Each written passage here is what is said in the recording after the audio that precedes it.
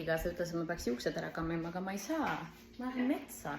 Käisime läbi hästi suure metsaraja ja seal me nägime ka väga ilusaid imeloomidena. Paabulind. Ja see on haak. Ehk siis kanakull. Silmi ei ole üldse näha. Äkki ta on viga saanud? Ei ole. Selline suur ja ilus ja kalkunilaadne. Anja, kena lind oli. Näed see, turistid. Ei tea. Siis me nägime kobrast. Ta oli elus, ta lihtsalt tukkus seal natukene. Hästi naljakas oli. Tegime pruutpaarist ilusa pildi ja siis me läksime koos välja sööma.